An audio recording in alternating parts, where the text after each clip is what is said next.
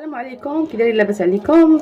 مرحبا بكم معايا في فيديو جديد. اليوم غنوجد معكم هاد المعلكه اللي تنوجدوها بالكاوكاو والكوك. ها نتوما كما تشوفوا هذه هي المعلكه ديالنا.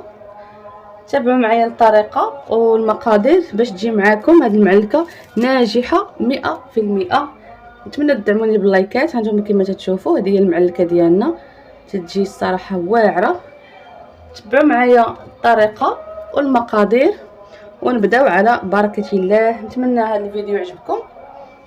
يلا خليكم معايا نبداو على بركه الله. اول شيء عندي هنا واحد ربعه ديال الكاوكاو البلدي داك الصغير اللي حمرته في الفران وخليته بالقشره ديالو. غنطحنو في هاد الطحانه. ضروري يكون هاد البلدي، الصراحه هاد البلدي فيه واحد لوغو اخر، تعطي واحد المذاق اخر احسن من داك الكبير. انا فقط درت هنا رابعه وخديته ومسحته ودخلته الفران ونقصت عليه العافيه مهيله، ومره تنحرك هكا داك اللاطه اللي دايره فيها الكاوكاو. بغيتو تحمروه فوق البوطه تيبقى لكم الاختيار، غير هو في الفران ياخذ التحميره كامله، يعني كله تيجي محمر. المهم غناخذوا داك الكاوكاو غنطحنوه كما تشوفوا في داك الهاشوار. تقدروا تطحنوه بداك ديال العطريه، المهم اللي عندكم. ما تنطحن هاد الهاشوار تندير بها كلشي الصراحه. راه كاين داك الموس اللي فيه ربعه راه تيطحن هكا اللوت، تيطحن كاوكاو. صافي انا غنطحنو. وحاجه اخرى، كاين اللي تيدير هذا الكاوكاو تيدير ليه غير نص تحميره. انا تيعجبني هكا تيكون محمر احسن. كاين اللي يدير ليه غير نص تحميره ما تيحمروش كامل، تيخليه شي شويه بيض. وكاين اللي تيخليه بحال هكا، بحال الحبات ديال الكسكسو هكا تيكون غليظ. انا صراحه تيعجبني يكون منيل شي شويه. ها نتوما كما تشوفوا بغيتو تخليوه على هاد الطريقه تتخليوه. انا تيعجبني يكون منيل شويه، المهم ليكم الاختيار. صافي وانا غنطحن هذاك الكاوكاو مزيان اللي محمر. وغنحتاج مع هذا الكاوكاو هذا انا درت غير نص، ماشي حتى نصف الكميه، غير ربع الكميه، حيت دايره غير ربعه ديال الكاوكاو هنايا. وانتم تيبقى لكم الاختيار، تقدروا تدبلوا المقادير، داكشي تيبقى راجع لكم. المهم انا تما راه تنطحن في داك الكاوكاو. صراحه هذا البلدي زوين والثمن ديالو ما غاليش، ديال 35 درهم الكيلو. ملي تجيبوه تتنقيوه بخطرات تيكون فيه هكا شي حجر ولا شي حاجه، تتنقيوه وتتمسحوه مزيان بشي كلينيك وتدخلوه الفران. صافي كما تشوفوا غناخذ واحد البول ولا قصريه اللي بغيتو. غناخذ هنايا بول كما شفتوا او قصريه. تندير داك الكاوكاو اللي طحنت صافي، وغنزيد عليه هنا غنحتاج 2 بيضات بحراره المطبخ، ما يكونوش باردين من الثلاجه. تنضيف دوك 2 بيضات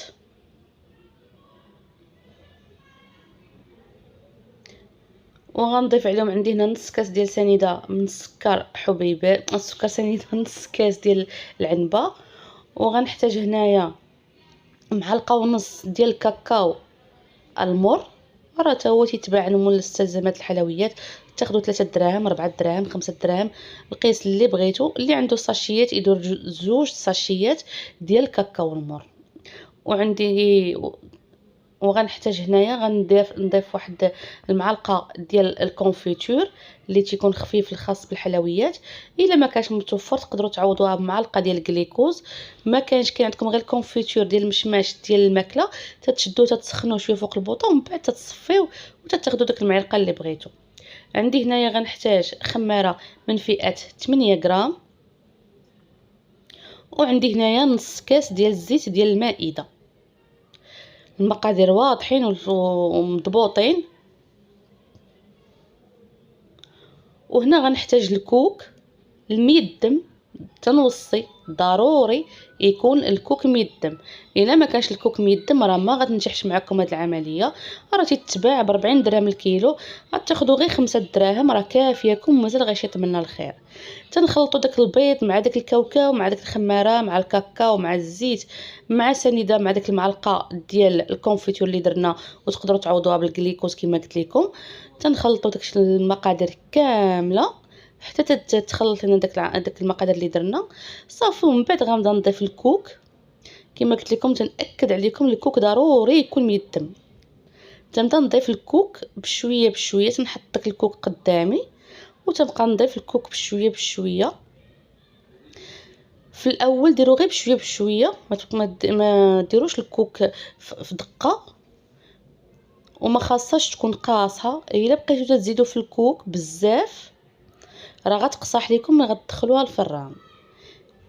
انا تنزيد غنا غير بشويه بشويه حتى تنحس بها بانها تجمعات.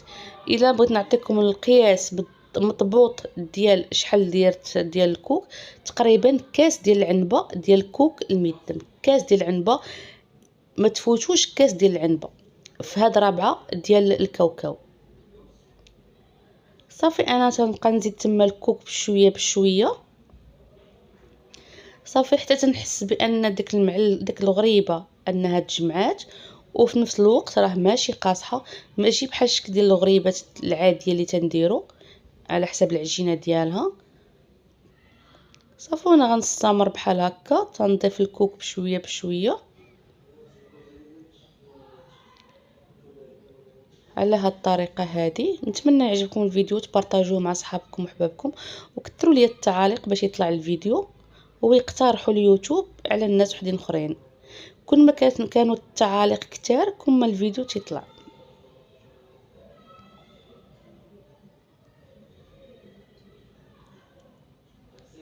صافي هانتوما انا قصتها باليد الاخرى اللي ما كنتش دايرها في العجينه، ها هي باقا تتلصق. هانتوما غتشوفوا اليد ديالي الاخرى ما كنتش دايرها في العجينه ولصقات فيها، يعني ضروري تكون تتلصق شي شويه، حيت بيد من تجمعوا داك البلاصه اللي وجدتو فيها وداكشي غترجع تكون شربات شويه. هنا غندوزو المرحله باش غنفندوها في سكا كلاصي. ضروري تنأكد عاوتاني على السكا كلاصي يكون نوع سبيسيال. هذا راه تيدير باكيا 6 كيلو 5 دراهم، لا ديال العبار انا تنستعمل هذا النوع هذا، وعندي نوع اخر راه ديجا وريته لكم في الفيديو اللي قبل ديال الغريبه بالسميده والكوك. كما تتشوفوا عندي هنا واحد الزليفه فيها شويه ديال ما زهر. تناخذ ديك الكويرات تقريبا شي 24 غرام فيهم ديال في الحجم ديالهم. الا عندكم الميزان، ما عندكمش الميزان عينكم في ميزانكم، غير على حسب الميزان باش يجيو تقيده وحده وصافي. تنكورها بهذا الشكل وتنحطها في السكا كلاصي سبيسيال. تنأكد ونعاود سكا كلاصي يكون سبيسيال باش تنجح معكم هاد الغريبه، والكوك كذلك يكون سبيسيال يكون ميدم باش تنجح معكم هاد الغريبه. صافي انا غنستمر بحال هكاك تنكورها ونحطها في تناخذ واحد العدد تقريبا شي 10 الحبات، تنديرهم في السكر كلاصي وتنفندهم ونحطهم في اللاطه، وعاوتاني تناخذ 10 وحدين اخرين، وهكذا حتى تنكمل ديك الغريبه كامله اللي عندي. راه الطريقه واضحه وباينه. تندير الكف ديالي تنفزك الكف ديالي شويه بالماء ديال الزهر صافي، وغنبقى نفندها بهذه الطريقه هكا. كما قلت لكم راه الفيديو واضح وشارح راسو. تنبقى نمرمدها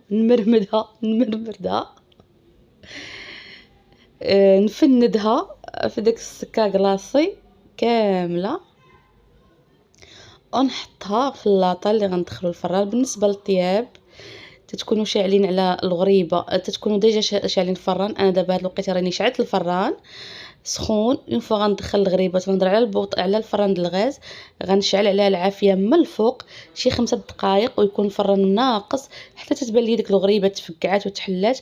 تنطلعها الفوق، تنشعل عليها العافيه من التحت وتنخليها تقريبا واحد 5 دقائق حتى تطيب وتنخرجها. تنحط اللاطه ما تنقيسها ما والو، ما تنحيدش من الغريبه حتى تتبرد تماما، حيت الا حيدتوها هي سخونه داك السكا كلاصي كله اللي فوق الغريبه غيتحيد. هنا تناخذ ديك المعلقه هكا وتنبقى نبسط بها ديك الغريبه ديالي هكاك على داك الشكل. ما بغيتوش تستعملوا المعلقه تستعملوا غير الاصبع ديالكم الكبير هكا، تضغطوا عليها بحال اللي غديروا البصامات بحال تبصموا. صافي وانا غنستمر.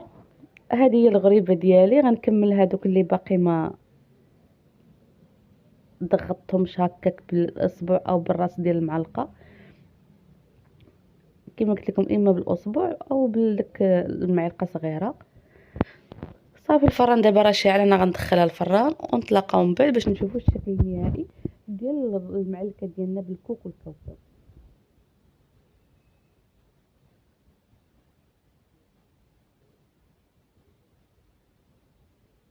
نتمنى تبارطاجيو لي الفيديو مع صحابكم وحبابكم، وخلوا لي في التعاليق، كثروا من التعاليق، كل ما كثرتوا التعاليق كل ما الفيديو تيطلع اكثر واكثر. وهذه انا راه طلعتها الفوق من بعد ما تحلات تفقعات، طلعتها الفوق باش تكمل الطياب 10 دقائق ما تفوتوهاش فيها. ايوا هذا هو الشكل النهائي ديال المعلكه ديالنا، نتمنى تجربوها. هانتوما شوفوا كي تجي، الصراحه تجي واعره واعره واعره. شوفوا داك التعليكه كي دايره من الداخل. شوفوا هانتوما، شوفوا داك التعليكه كي تجي من الداخل، هانتوما معلكه.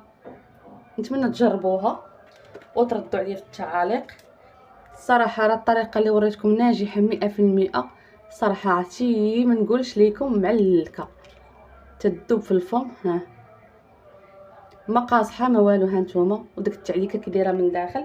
نتمنوا تجربوا الوصفه وتردوا عليا في التعاليق. وهذا هو الحبات اللي خرجت ليا. انا درت غير ربعه ديال الكاوكاو كما شفتوا. بغيتو تدوبلوا المقادير غتدوبلوهم، هذه غير ربعه ديال الكاوكاو. هذه ان شاء الله نهار العيد بحال هكا الانسان غير يدير ربعه من الحاجه، وهو بلاطو مخلط ومشكل. ماشي ضروري الانسان يدير نص كيلو ولا كيلو من الحاجه. بحال دابا هاد الشكل الانسان يدير منه ربعه. عاوتاني داك الحلوه ديال السميده والكوك عاوتاني يدير منهم عاوتاني هكاك ربعه، وهكا ربعه من شي غريبه هكا عاديه، وربعه من هكا. المهم الانسان بشويه بشويه، راكم عارفين هاد الايام كلشي غالي كلشي تزاد فيه، يعني الانسان ما يكثرش على راسو، والحاجه ديال الدار تتبقى احسن من ديال الزنقه. يعني الانسان يشري يدير غير ربعه ديال الحلوه وتياكلها هو عارف اصلا شنو داير فيها، احسن ما يشريها من الزنقه. وتنقول لكم شكرا لكم، وما تنساونيش من البارطاج واللايكات، وكثروا لي بزاف ديال التعاليق باش يطلع لي الفيديو. والى فيديو مقبل ان شاء الله. الى عجبكم الفيديو خليوا لي لايك.